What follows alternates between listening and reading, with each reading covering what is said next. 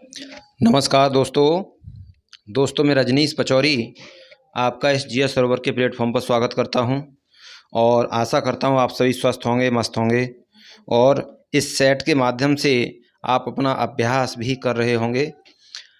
परीक्षाएं नज़दीक आने वाली हैं, नज़दीक आ रही हैं और एक दिन आप परीक्षा में बैठेंगे तो उन परीक्षाओं के लिए ये प्रैक्टिस सेट मैं आपके लिए लेकर आया हूं और ये पिछली परीक्षाओं में पूछे गए प्रश्न हैं। इसमें जो पिछली परीक्षाओं में एसएससी जीडी में, एसएससी जीडी और यूपी पुलिस, यूपीपी यानी उत्तर प्रदेश पुलिस में जो परीक्षाओं में प्रश्न पूछे गए हैं उनके बारे में हम यहाँ डिस्कस कर रहे हैं।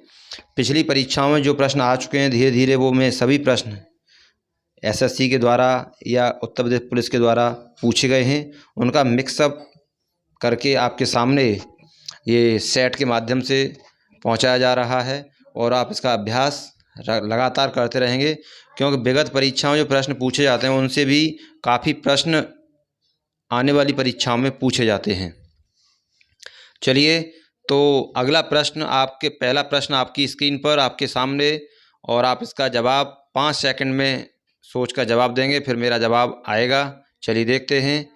प्रश्न है, चौगान खेलते समय किस सुल्तान की मृत्यु हुई थी? चौगान खेलते समय किस सुल्तान की मृत्यु हुई थी? तो यहाँ पर option A Iltutmish, option B Humayun, option C Qutubuddin Aibak और ऑप्शन डी है इनमें से कोई नहीं। तो आपका सही जवाब क्या होगा वो आप अपने मन में सोचें, वीडियो को पॉज करें और मुझे बताएं कमेंट के माध्यम से कि आपका जवाब सही है जो मैं बताने जा रहा हूं। तो यहाँ पर सही जवाब आपका होगा चौगान खेलते समय जो व्यक्ति था वो ऑप्शन सी यहाँ पर होगा, कुतुबुद्दीन ऐबक। चौगान को पोलो भी बोला जाता है और बोला जाता था पोलो, तो ये पोलो खेल था जिसे चौगान कहते हैं। और कुतुबुद्दीन ऐबक कब 1210 में 1210 में ये घोड़े पर बैठकर ये पोलो का खेल रहा था और वहाँ से जब गिरा घोड़े से तो इसकी मृत्यु हो गई। किसकी? कुतुबुद्दीन ऐबक की। चलिए, और ऊपर लिखा हुआ ऑप्शन ए में इल्तुतमिश।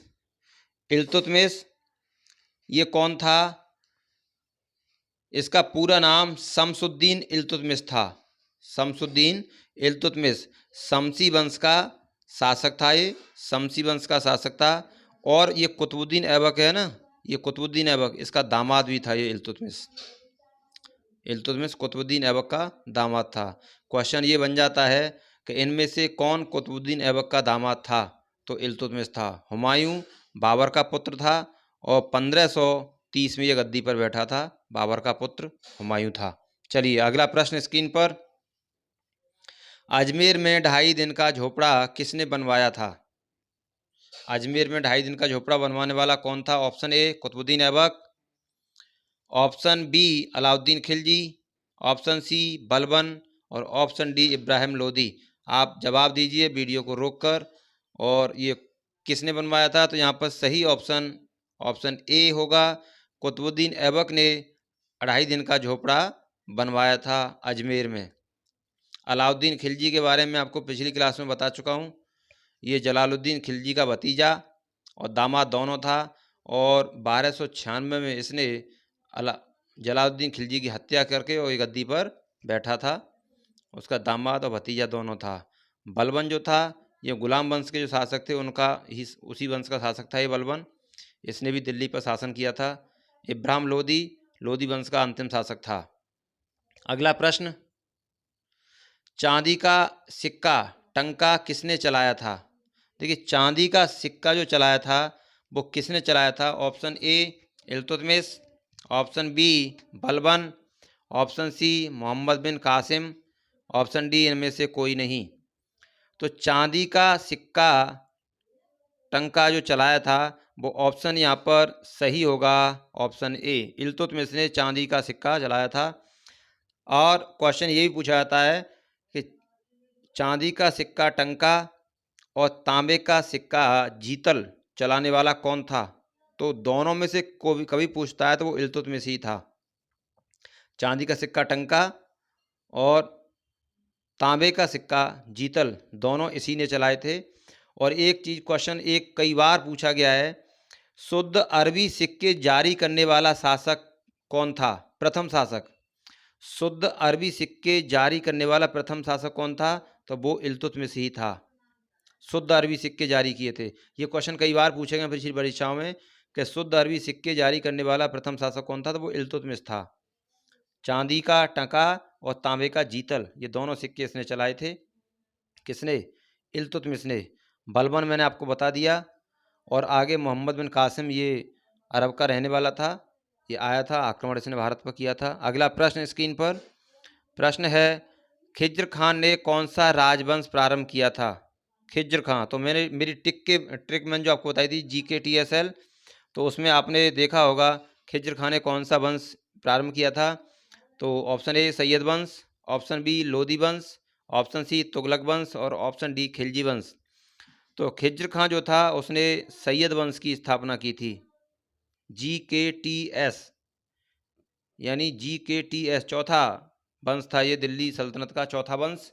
उसके बाद में था लोदी वंश। तो इसने सैयद वंश की स्थापना की थी 28 मई 1414 में। ये गद्दी पर यानी शासक बना था। कौन? खिज्र खां। और इसने सैयद वंश की स्थापना की थी। लोदी वंश की स्थापना किसने की थी? आपको पता है, बहलोल लोदी ने। बहलोल लोदी ने लोदी वंश की स्थापना की थी। और कब की थी? 1451 में। ये बहलोल लोदी जो था सरहिंद का गवर्नर था और उसके बाद इसने यहाँ पर क्या किया? लोदी वंश की स्थापना की। अगला प्रश्न स्क्रीन पर आपके लिए, चहलगानी दल को भंग करने वाला शासक कौन था? देखिए, चहलगानी दल को चालीसा दल भी कहते हैं। चहलगानी दल जो था उसे चालीसा दल भी कहते हैं। क्या कहते हैं? चालीसा दल। चालीसा दल। और ये दिल्ली सल्तनत के जो शासक थे, कौन कौन थे? इल्तुतमिश। इल्तुतमिश ने इसे बनाया था। देखिए क्वेश्चन क्या है, चहलगानी दल कह दो या चालीसा दल कह लो, बात एक ही है। तो चहलगानी दल को या चालीसा दल को बनाने वाला शासक कौन था? यहाँ पर लिखा है भंग करने वाला। यदि पूछता है बनाने वाला कौन था, यानी चालीसा दल की स्थापना किसने की या चहलगानी दल की स्थापना किसने की, तो वो इल्तुतमिश ने की। लेकिन यहाँ पूछ रहा है भंग किसने किया था। इसमें 40 सदस्य थे, इसमें चालीसा दल में, इसलिए इसका चहलगानी चालीसा दल नाम किया गया। तो इसमें सदस्य 40 थे और इसे भंग किया था किसने? बलबन ने। जब बलबन गद्दी पर बैठा तो इसे डर था 40 दल से, यानी ये इसमें जो दल लोग थे 40, इससे इसे डर था कि कहीं ये इकट्ठा होकर मेरे खिलाफ विद्रोह न कर दें। तो इसलिए इसने क्या किया, इस 40 दल को तोड़ दिया। तोड़कर आधे को पश्चिमी भारत में भेज दिया, आधे को इधर पूर्वी भारत में भेज दिया। यानी इधर उधर इसने इन दोनों दलों को बांट दिया, कुछ अपने दरबार में रख लिए ताकि ये इकट्ठे न हो पाएं और कोई षड्यंत्र न कर पाए इसके खिलाफ। इसलिए बलबन ने इस दल का अंत कर दिया था। रजिया सुल्तान इल्तुतमिश की पुत्री थी और ये दिल्ली की शासका बनी थी। पहली महिला दिल्ली की शासका थी जो ये शासक बनी थी। चलिए अगला प्रश्न स्क्रीन पर, मन्यारों का राजकुमार किसे कहा जाता है? मन्यारों का राजकुमार किसे कहते हैं? ये क्वेश्चन आपके लिए है स्क्रीन पर। किसको? Mohammad bin Tughlaq, option B Balban, option C Humayun या ऑप्शन डी इनमें से कोई नहीं। तो आप सोचें और जवाब दें। आपके लिए इंतजार खत्म हुआ और यहाँ पर सही ऑप्शन होगा ऑप्शन ए। इसको मन्यारों का राजकुमार कहा जाता है। बलबन और हुमायूं के बारे में बता चुके हैं। अगला प्रश्न स्क्रीन पर, लोदी वंश का अंतिम शासक कौन था? लोदी वंश का अंतिम शासक कौन था, ये भी आपको अभी बता दिया है। लोदी वंश का अंतिम शासक था इब्राहिम लोदी। और लोदी वंश का संस्थापक कौन था? तो वो था बहलोल लोदी। ये दोनों मैं आपको बता चुका हूँ। और खिज्र खां कौन था? इसने सैयद वंश की स्थापना की थी। चलिए अगला प्रश्न स्क्रीन पर, ये आपके लिए, दिल्ली सल्तनत का अंतिम वंश था, मैंने आपको ट्रिक के माध्यम से कराया था, दिल्ली सल्तनत का। तो GKTSL, तो दिल्ली सल्तनत का अंतिम वंश था। देखिए, जी से गुलाम वंश, के से खिलजी वंश, टी से तुगलक, ए से सैयद और एल से लोदी वंश। तो अब आप खुद ही जवाब दे देंगे कि दिल्ली सल्तनत का अंतिम वंश कौन था। एक मेरी शॉर्ट वीडियो है और उसमें शॉर्ट वीडियो मैंने ये ट्रिक के माध्यम से कराया है। तो लोदी वंश अंतिम वंश था दिल्ली सल्तनत का और अंतिम शासक भी इब्राहिम लोदी था। चलिए अगला प्रश्न स्क्रीन पर। दिल्ली के प्रथम सुल्तान जिन्होंने दक्षिण भारत को पराजित करने का प्रयास किया वह कौन था। यानी ऐसा व्यक्ति दिल्ली सल्तनत का जिसने दक्षिण भारत को पराजित किया वो कौन था। तो ये मैं आपको ये भी क्वेश्चन करा चुका हूँ कहीं ना कहीं, और आप इसका सही जवाब होगा अलाउद्दीन खिलजी। अलाउद्दीन खिलजी ने दक्षिण भारत को जीतने का प्रयास किया और जीता भी था। चलिए अगला मोहम्मद गौरी, ये इसने भारत पर आक्रमण किया था, पृथ्वी चौहान से इसकी लड़ाई हुई थी और जलालुद्दीन खिलजी ने खिलजी वंश की स्थापना की और अलाउद्दीन खिलजी का चाचा था। अगला प्रश्न स्क्रीन पर। दिल्ली का कौन सा सुल्तान अशोक स्तंभ को दिल्ली उठा लाया था।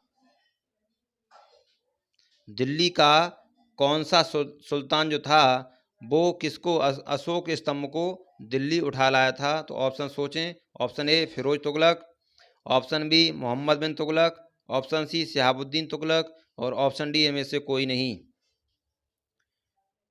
तो आपका जवाब क्या होगा, आप मुझे जवाब दें। यहाँ पर सही जवाब आपका होगा ऑप्शन फिरोज तुगलक। बताइए फिरोज, सही जवाब फिरोज तुगलक। चलिए अगला प्रश्न स्क्रीन पर। संविधान सभा के अस्थायी अध्यक्ष कौन थे। जवाब दें।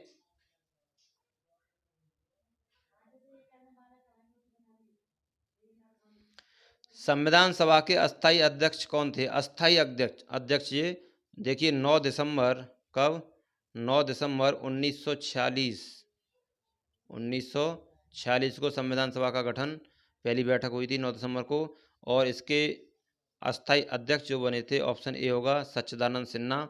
और 11 दिसंबर 1946 को डॉक्टर राजेंद्र प्रसाद इसके स्थायी अध्यक्ष बनाए गए थे। चलिए अगला प्रश्न। भारतीय संविधान में मूल रूप से कितने अनुच्छेद हैं। भारतीय संविधान में मूल रूप से कितने अनुच्छेद हैं। तो मूल रूप से अनुच्छेद भारतीय संविधान में 395 हैं और वर्तमान में सभी संशोधन के माध्यम से सभी अनुच्छेद जोड़ जाएं 470 के आसपास बैठते हैं। अगला प्रश्न। भारत का संविधान कब स्वीकार किया गया। स्वीकार किया गया और लागू किया गया दोनों में अंतर है। तो भारत का संविधान स्वीकार कब किया गया, तो आप देखें 26 नवंबर 1949 को भारत का संविधान स्वीकार किया गया था और इसमें 15 अनुच्छेद उस समय इसमें लागू किए गए थे। और आप देखेंगे बाकी जो संविधान था 26 जनवरी 1950 को लागू हुआ था। तो सही ऑप्शन ए होगा। अगला प्रश्न। गवर्नमेंट ऑफ इंडिया एक्ट 1935 किस पर आधारित था। Answer, government of India act 1935 किस पर आधारित था। तो सही आपका जवाब यहाँ पर होगा ऑप्शन ए साइमन कमीशन पर। साइमन कमीशन 1928 में भारत पहुंचा था और उसी पर ये आधारित था एक्ट 1935 का। चलिए अगला प्रश्न स्क्रीन पर। बी.आर. अम्बेडकर का संविधान सभा में निर्वाचन हुआ था। स्वराज पार्टी से, पश्चिम बंगाल से, दिल्ली से, इनमें से कोई नहीं। तो देखिए मैंने आपको थ्योरी के माध्यम से कराया था बी.आर. अम्बेडकर का संविधान सभा में निर्वाचन पहले पश्चिम बंगाल से ही हुआ था और जब बंगाल का विभाजन हो गया था यानी पाकिस्तान जब अलग हुआ भारत से तो पूर्वी बंगाल जो था वो पाकिस्तान में चला गया। तो वहाँ से सीट को त्याग कर फिर ये बम्बई से चुने गए थे। लेकिन क्वेश्चन में बम्बई नहीं है तो यहाँ पर सही जवाब का पश्चिम बंगाल होगा। अगला प्रश्न। भारतीय संविधान को बनाने हेतु भारतीय संविधान सभा के कुल कितने अधिवेशन हुए थे। कुल कितने अधिवेशन हुए थे वो आप देखेंगे। भारतीय संविधान को बनाने हेतु भारतीय संविधान सभा के कुल कितने अधिवेशन हुए थे, तो 12 हुए थे, ऑप्शन सी। अगला प्रश्न स्क्रीन पर। कंप्यूटर साक्षरता का अर्थ है। कंप्यूटर साक्षरता का अर्थ है, आप अपना जवाब देंगे। ऑप्शन ए कंप्यूटर प्रोग्राम लिखना, ऑप्शन बी कंप्यूटर की त्रुटि सुधारना, ऑप्शन सी कंप्यूटर के कार्य क्षमता की जानकारी रखना, ऑप्शन डी कंप्यूटर की कार्यप्रणाली जानना। तो इसमें सही जवाब आपका क्या होगा? ऑप्शन सी, कंप्यूटर के कार्य क्षमता की जानकारी रखना कंप्यूटर साक्षरता का अर्थ है, सी ऑप्शन। अगला प्रश्न स्क्रीन पर, बैंकिंग लेन देन में ईसीएस का अर्थ है। Option A, access credit supervisor. Option B, extra case status. Option C, exchange clearing standard. और option D, electronic clearing service. तो इसका सही जवाब आप देंगे, सही जवाब इसका ऑप्शन डी होगा, इलेक्ट्रॉनिक क्लियरिंग सर्विस। बैंकिंग लेन देन में ईसीएस का मतलब होता है इलेक्ट्रॉनिक क्लियरिंग सर्विस। अगला प्रश्न, कंप्यूटर प्रोसेस द्वारा इंफॉर्मेशन में परिवर्तित करता है। कंप्यूटर प्रोसेस द्वारा इंफॉर्मेशन परिवर्तित करता है। ऑप्शन ए, नंबर को। ऑप्शन बी, डाटा को। ऑप्शन सी, इनपुट को। ऑप्शन डी, प्रोसेसर को। तो सही जवाब यहाँ पर होगा ऑप्शन बी, डाटा को इंफॉर्मेशन में परिवर्तित करता है। अगला प्रश्न एंड लास्ट प्रश्न आपके लिए स्क्रीन पर है, विश्व के प्रथम सुपर कंप्यूटर का निर्माण किया था। विश्व का प्रथम सुपर कंप्यूटर जो था उसका निर्माण करने वाली संस्था, option A, IBM। Option B, SCL। Option C, CRC। और ऑप्शन डी, CDEC। तो देखिए, विश्व के प्रथम सुपर कंप्यूटर का निर्माण जो किया था वो CRC ने किया था, CRC। और आप देखेंगे विश्व के सुपर कंप्यूटर का निर्माण किया था CRC ने। और इसका सही पूरा फुल फॉर्म जो होगा, क्रे रिसर्च कंपनी, अमेरिका की है ये। और इसने विश्व का प्रथम पूछा गया इसलिए, वरना भारत में सुपर कंप्यूटर का निर्माण करने वाली जो थी वो CDEC थी, जो पुणे में स्थित है, CDEC। डी वाला ऑप्शन ये भारत में है, ये पुणे में स्थित है। लेकिन यहाँ विश्व का पूछा गया तो CRC अमेरिका में है, क्रे रिसर्च कंपनी। तो इसने सुपर कंप्यूटर का निर्माण किया था विश्व में सबसे पहले। तो ये 20 प्रश्न आपने किए और आप कमेंट के माध्यम से मुझे बताएंगे कि कितने प्रश्न आपके इसमें से सही गए। प्रश्न को देखकर, वीडियो को रोककर पहले अपना जवाब सोचें और अपना जवाब लिखें, उसके बाद आंसर देखें जो मेरे द्वारा बताया जा रहा है, तब सही आकलन करें कि आपने कितने प्रश्न सही किए थे और कमेंट में उसका जवाब दें कितने प्रश्न आपने सही किए हैं। चलिए, तो उम्मीद ये करता हूँ कि आपके वैसे यहाँ जो 20 प्रश्न हैं उसमें से कम 18 प्रश्न, 19 प्रश्न आप सही कर ही रहे होंगे, एक दो तो हो भी जाता है। चलिए, करेंगे और प्रैक्टिस करेंगे, अधिक से अधिक प्रैक्टिस करेंगे, तभी आप प्रैक्टिस बार बार करेंगे। देखिए, प्रैक्टिस से ही सब कुछ होता है, लगातार पढ़ाई करने से कुछ नहीं होता जब तक प्रैक्टिस नहीं करेंगे। चलिए, तो आज के लिए इतना काफ़ी है। अगले टॉपिक के साथ फिर हम मुलाकात करेंगे, अगले सेट के साथ। तब तक के लिए विदा लेते हैं, नमस्कार।